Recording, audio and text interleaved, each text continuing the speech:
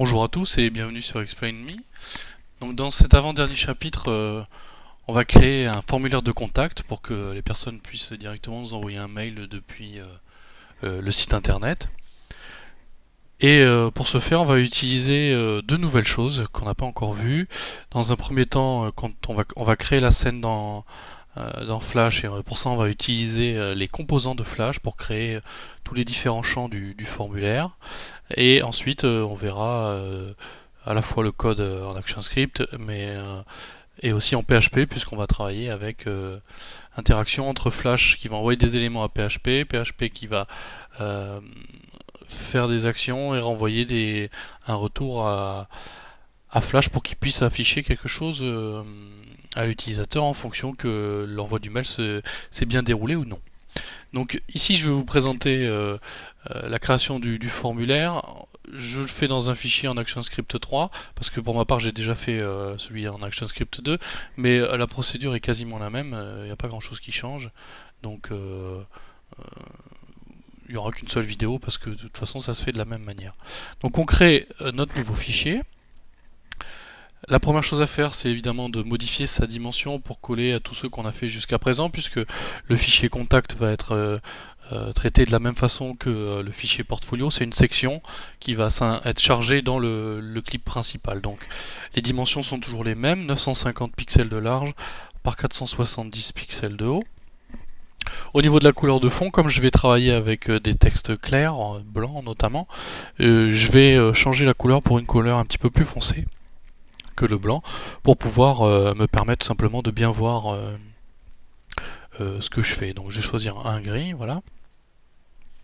Et notre scène est prête. Sur cette scène, on va créer trois calques. Le premier va recevoir les textes. Le deuxième, les champs de formulaire. Et le dernier, que vous commencez à connaître puisqu'on l'a mis un peu partout, le code. Donc les champs de texte d'abord. On va créer des nouveaux textes, des nouveaux champs de texte. Ce sont des textes classiques et ce sont des textes statiques. Parce qu'ici, ils vont servir en fait de label un petit peu pour ceux qui connaissent le terme et la balise auquel il est fait référence dans les formulaires en HTML. Le label, c'est tout simplement un petit texte qu'on place généralement devant un champ de formulaire pour indiquer tout simplement à l'utilisateur quelle est la donnée qu'on a besoin qu'il renseigne dans le champ attenant à ce label. Donc, nous, les champs, ça va être civilité, ça va être sous la forme d'une liste déroulante. Ensuite, on va avoir essentiellement des champs de texte. On va avoir nom, prénom, l'adresse mail évidemment, le sujet du mail et un dernier champ qui va être un champ de texte beaucoup plus large, ce qu'on appelle en HTML un text area, pour recevoir évidemment le message, le contenu du message que la personne veut nous transmettre, et enfin pour terminer un bouton pour envoyer le tout.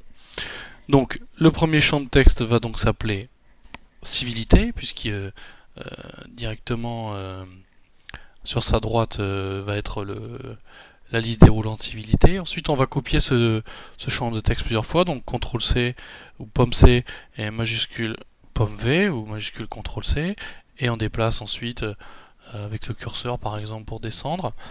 On va le copier encore. Donc, prénom, email, objet et message. Ensuite je vais changer le contenu. Donc nom,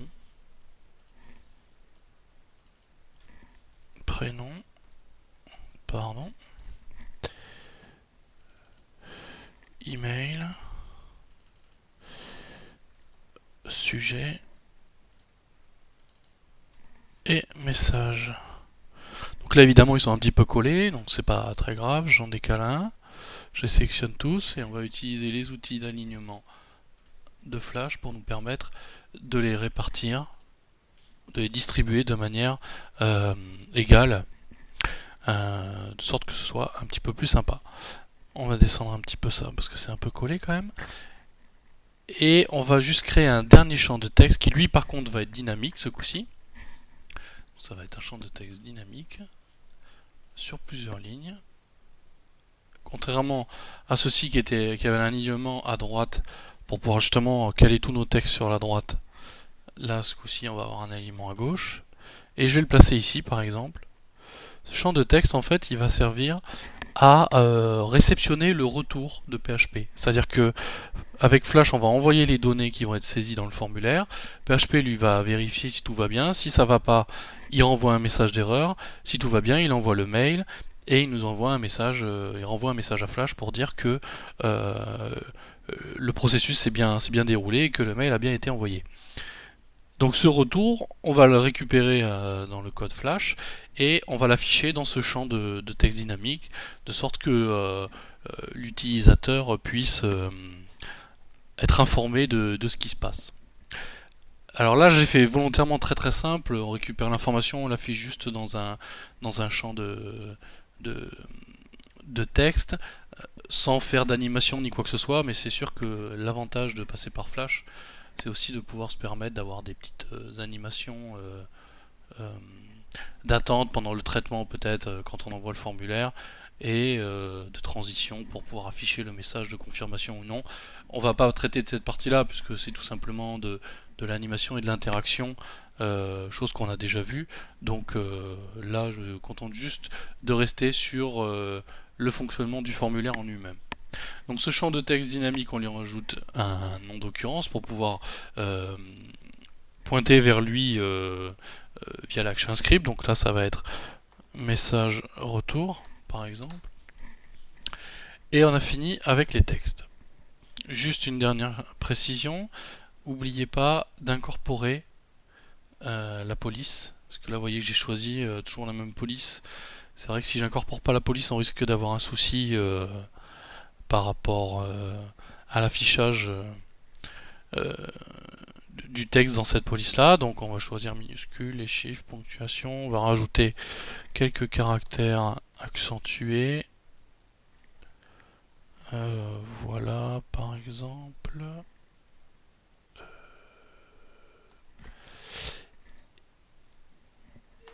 et on devrait être pas mal. Ok.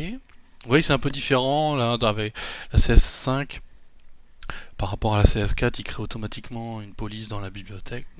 C'est pas très méchant, on a juste eu à spécifier qu'on voulait intégrer la police, renseigner ce qu'on avait besoin, et il a fait tout le reste tout seul. J'aurais pu renommer effectivement la police, mais bon, pas très grave.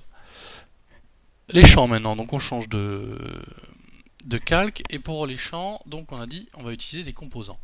Donc les composants, c'est fenêtre, composant, pomme F7 comme vous le voyez, ou CTRL F7 si vous êtes sous PC. Dans la fenêtre composant, il y a plusieurs dossiers. Nous, ce qui nous intéresse ici, c'est essentiellement le user interface, c'est-à-dire tous les éléments qui peuvent servir à créer des interfaces utilisateurs. C'est exactement ce qu'on veut faire ici, puisqu'on veut faire un formulaire. Et le premier qu'on va utiliser, c'est pour la civilité. Donc j'ai dit que ce serait une liste déroulante, pardon. Et on va utiliser pour ça le composant ComboBox. Donc on le prend, on le glisse dans la scène. Il va se créer une occurrence et au passage il vous colle tout plein de nouveaux trucs dans la bibliothèque. Vous vous en occupez pas pour le moment. D'ailleurs on s'en occupera pas du tout ici. Ce qui nous intéresse ici c'est cet élément là. Donc on le place ici. On lui donne un nom d'occurrence puisque pour pouvoir récupérer la valeur plus tard dans l'action script. Donc ici ce sera civilité, toujours sans accent évidemment. Et pour le pré-remplir, puisque il nous faut évidemment des valeurs dans cette liste, quand vous êtes sélectionné ici, dans la palette propriétés, vous avez les champs ici qui sont relatifs aux composants, et notamment Data Provider. Data, on clique sur le petit crayon, ça nous ouvre une nouvelle petite pop-up. Si on fait plus, vous voyez que ça rajoute un label. Dans ce label, on a deux éléments, label et data. Label, c'est ce qui va s'afficher dans la liste. Data, c'est la valeur à laquelle fait référence cette liste. Pourquoi ce distinguo? Parce que ça vous permet tout simplement, pour ceux qui connaissent HTML toujours, la même chose, de pouvoir marquer quelque chose et d'avoir des valeurs différentes. Par exemple, ici, je vais marquer monsieur, et dans la data, ça sera monsieur aussi. Mais je pourrais très bien, pourquoi pas, avoir 1 ici. Et du coup, la valeur qui sera passée, ce sera... moi, je sélectionne visuellement en tant qu'utilisateur le M de monsieur, mais la valeur qui sera transmise, ce sera celle qui sera dans data. Donc ici M, mais pourquoi pas 1 ou A ou B, ou ce que je veux. Je vais en créer encore un autre, puisque c'est monsieur, madame, et enfin, mademoiselle.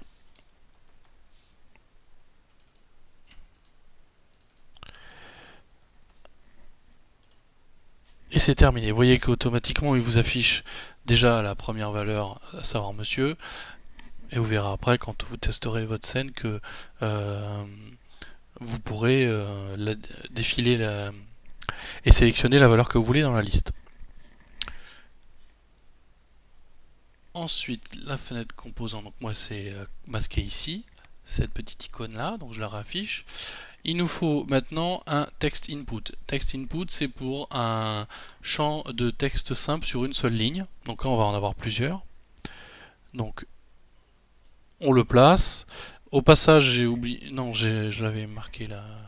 Non document, non, c'est très bien, je croyais l'avoir oublié, pardon. Donc le champ ici, moi je veux l'élargir un petit peu, donc je fais Q, ça me permet de passer en mode d'édition. Et comme ça, vous voyez, je la règle automatiquement, ça va assez vite. Le nom d'occurrence ici, ce sera non. Et au niveau des différents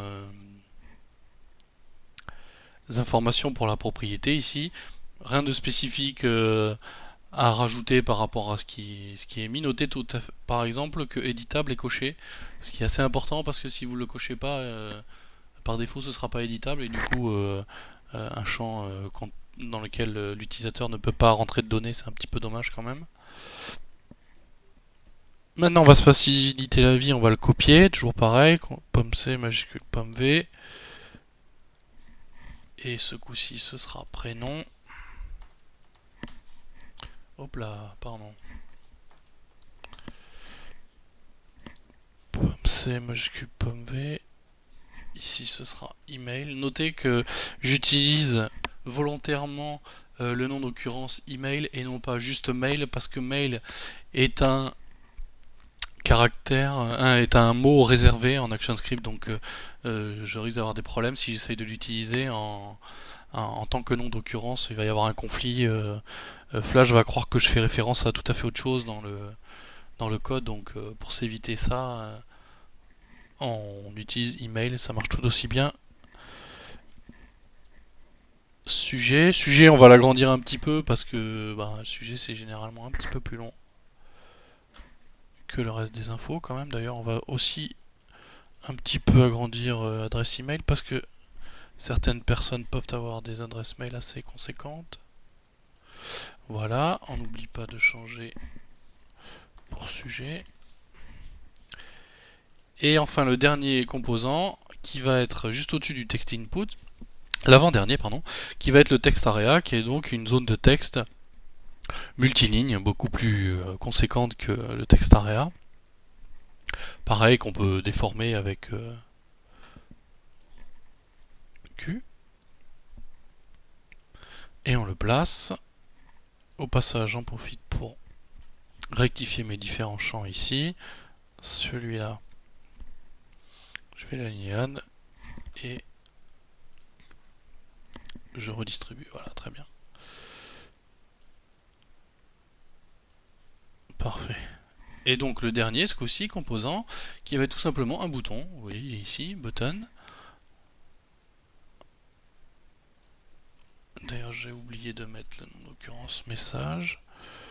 Donc je vais pas mettre message aussi parce que je vais avoir le même problème qu'avec mail. Donc je vais mettre contenu. Voilà. Et ici, quand je vais sélectionner le bouton, vous voyez que label, ici s'affiche label. Donc si je veux mettre envoyer, je tape envoyer, je valide et il m'affichera envoyer. Le bouton, pareil, je vais lui mettre un nom d'occurrence. Donc bouton envoyer pour être original. Et un petit réglage sur lequel je vous ai rien dit, c'est le text area. Vous pouvez, même chose, le rendre éditable ou non. Bon, par défaut il est, c'est logique. Max char, ça vous permet en fait de dire je veux pas que la personne mette plus de X caractères. Char en anglais c'est HAR, c'est le caractère.